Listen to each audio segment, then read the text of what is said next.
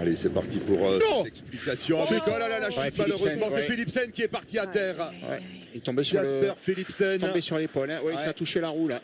Alors ça peut changer la face. S'accrocher avec Brian Cocard. Ça peut changer la face de l'étape et de ce début de Tour de France même. Grosse chute. Oui, Jasper Philipsen, attention, l'épaule droite. Ouais. Là, je pense qu'il s'est fait mal. L'omoplate peut-être.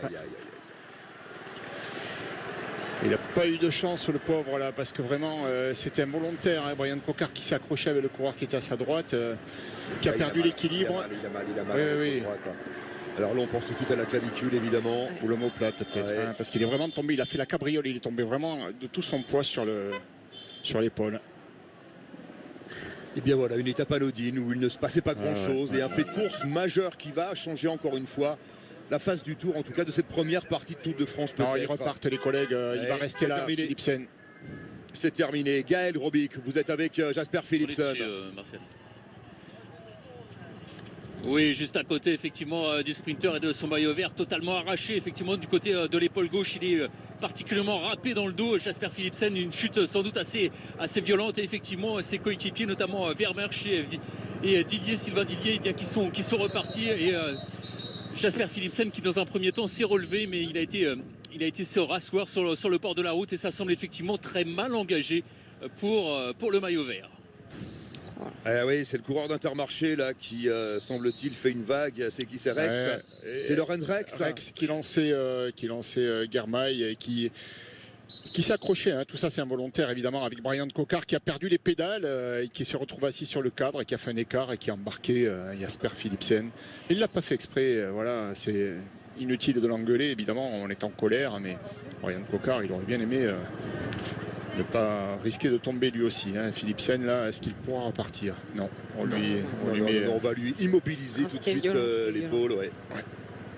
On suspecte une fracture au niveau de l'épaule. Quel coup dur pour l'équipe alpecin de Koenig, qui vivait un début de Tour de France de rêve. Et bien voilà, en une demi-seconde, tout s'effondre. Et puis là, vraiment pas de sa faute, quoi. Il avait pris aucun risque. Voilà. Coureurs qui s'accrochent devant et on peut rien faire. Hein. À des allures comme ça, on peut rien éviter. Ah oui, il s'est fait faucher. Hein, et ça roulait fort. Et voilà, la chute a été lourde. Il a fait une cabriole, il est tombé de tout son poids sur l'épaule. Quel dommage. Et on l'a bien compris, évidemment, que Jasper Philipsen ne repartirait pas. On a vu Sylvain Dillier, Gianni Vermeersch reprendre tout de suite la route. Ils l'ont tout de suite compris. Hein. Ils ont annoncé l'abandon de Philipsen sur Radio Tour. Voilà, son équipe a signalé qu'il ne repartirait pas. Troisième abandon. Voilà, on revoit encore une fois. Voilà. Et l'accrochage entre Rex et Cocard. Là, c'est toute l'épaule qui prend. Hein. Et Cocard, comment faire autrement, hein? Il perd l'équilibre et il a plus aucun pied sur les pédales. Et encore heureux qu'il ne se soit pas cassé la figure aussi. Hein. Il n'y a plus personne qui était capable de sprinter après avoir vu la chute. Ça a coupé les jambes de tout le monde. Qui remporte le sprint d'ailleurs? Milan, je crois. Milan, je crois, qui était devant. Oui, Milan devant Penouet. Et tous les autres, on sprinte plus derrière avec la chute, la violence de la chute. Guilhermet, il a eu chaud aussi. Hein. Il tombe sur le côté droit. Le choc est d'une violence incroyable là pour Philipsen.